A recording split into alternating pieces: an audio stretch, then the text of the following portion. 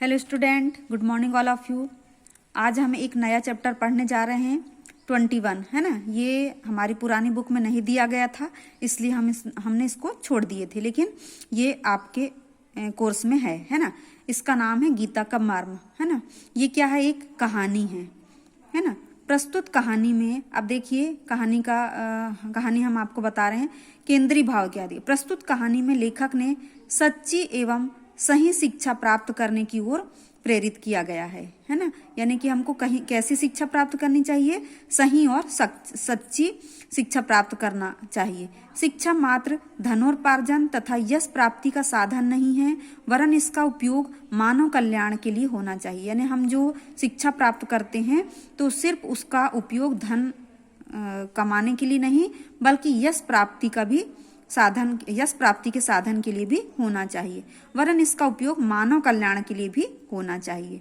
ज्ञान, इसको क्या बोला गया, शिक्षा को यदि हम अपने चरित्र में भी ढाल लेते हैं तो वह अधिक सार्थक हो सकता है ना।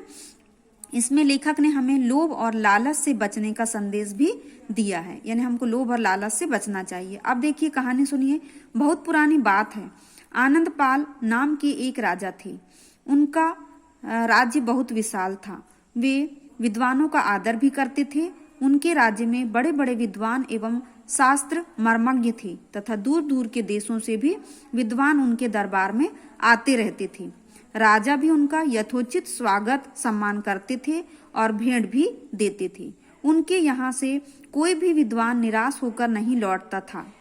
एक बार राजा ने अपने मंत्रियों से कहा, मुझे श्रीमद् भागवत का ज्ञान प्राप्त करना है, अतः पूरे राज्य में घोषणा करवा दे कि वे जो भी मुझे पूर्ण रूप से गीता समझा देगा उसे मैं अपना आधा राज्य दे दूंगा। मंत्रियों ने ढिंडोरा पिटवाकर पूरे राज्य के समस्त नगरों तथा ग्रामों में तथा राज्य के बाहर भी घोषणा करने को कहा। ढिंडोरा पीटकर घोषणा की गई, सुनो सुनो सुनो, हमारे महाराज को कोई भी गीता पूर्ण रूप से समझा देगा उसे आधा राज्य दे दिया जाएगा। सुनो सुनो सुनो, इस प्रकार से ढिंडोरा जो है पीटा जाता था। ये पहले के जमाने में किया जाता था। अब क्या कहते हैं, उसी को अनाउंसमेंट करते हैं। कोई भी चीज की घोषणा सुनाई जाती है तो हम क्या करते हैं, उसको अनाउंस करते हैं। घोषणा सुनकर आगे क्या हुआ देखिए। घोषणा सुनकर दूर दूर से बड़े बड़े विद्वान, पंडित, ज्ञानी जन राजा के पास आने लगे। वे राजा को गीता का महात्म्य समझाते, उसके श्लोकों की विवेचना करते, अर्थ समझाते तथा अनेक उदाहरणों के माध्यम से व्याख्या करते, किंतु राजा की समझ में कुछ नहीं आता। वे सभी से यही कहते, श्रीमान आपके प्रवचन से संतुष्ट नहीं हूँ, मुझे गीता समझ नहीं आई।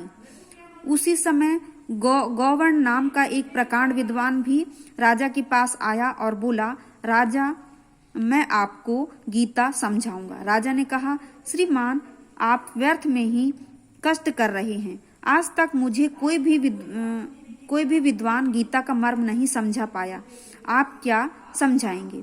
कृपया आप मेरी और अपना समय नष्ट मत कीजिए। गौवर्ण ने कहा, कृपया मुझे एक अवसर तो दीजिए महाराज, मैं आपको अवश्य संतुष्ट कर दूंगा। राजा ने कहा, जैसी आपकी इच्छा।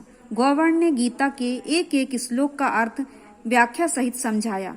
धर्म क्षेत्रे कुरुक्षेत्रे से प्रारंभ कर यत्र योगेश्वर कृष्णो यत्र पार्थो धनुर्धर तक पूरे 700 श्लोक राजा को लगभग कंठस्थ करा दिए। यद्यपि राजा की समझ में सब आ गया, किंतु आधा राज्य न देने का लोभ व कुटिलता राजा के मन में समा गई थी। उन्होंने कहा, मेरी समझ में कुछ नहीं आया श्रीमान। गौवर्ण ने कहा, राजन आप लोभवश ऐसा कर रहे हैं, जबकि गीता का एक एक श्लोक, उसका अर्थ व व्याख्या आप समझ चुके हैं। राजा ने क्रोध भरी वाणी में कहा, श्रीमान वाचलता न दिखाएं। वाचलता यानी बातचीत, है ना,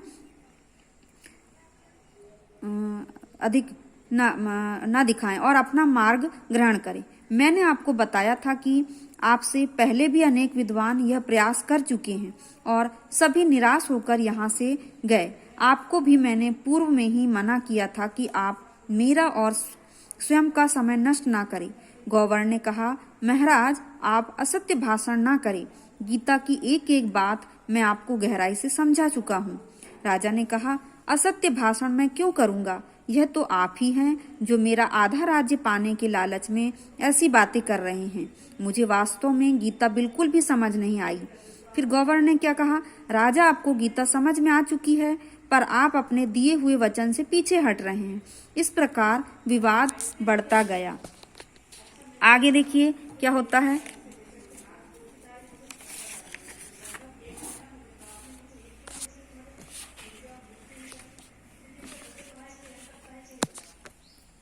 इसी समय वहां महायोगी विशाख भी आ पहुंचे। दोनों ने उनसे मध्यस्थता करने की प्रार्थना की, यानी कि दोनों को पक्ष को संभाला, है ना।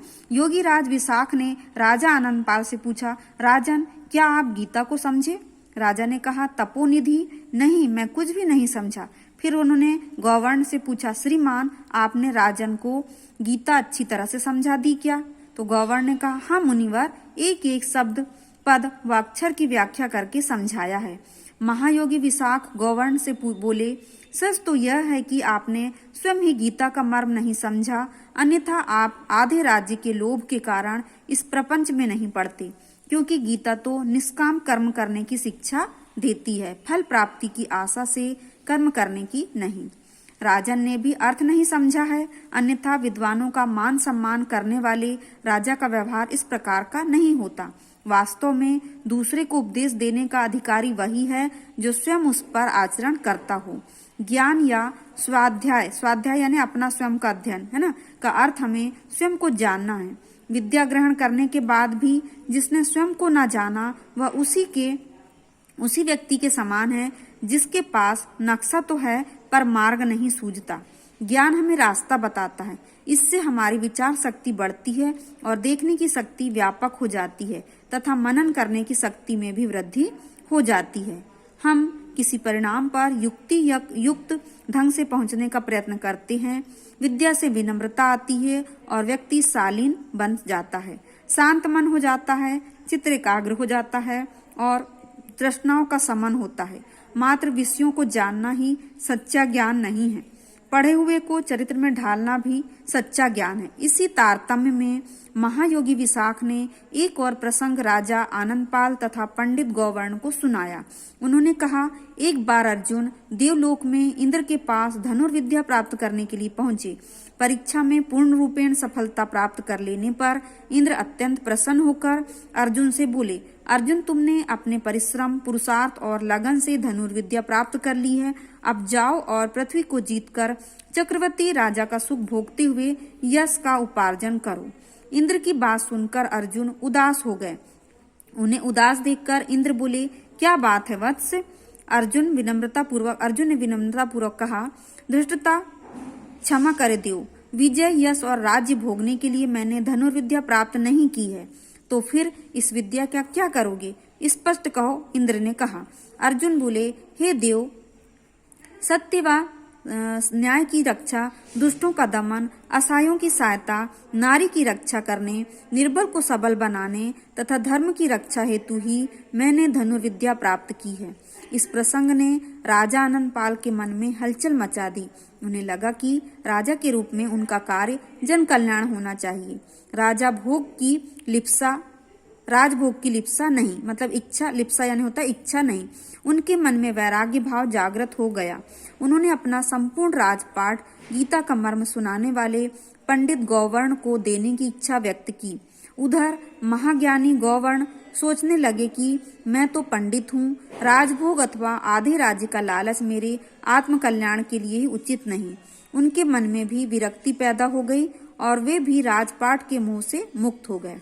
महायोगी विशाख ने दोनों के इस मंतव्य पर प्रसन्नता व्यक्त की और उन्हें आशीर्वाद देते हुए कहा कि अब आप दोनों ही गीता के मर्म को भली भांति समझ गए होंगे।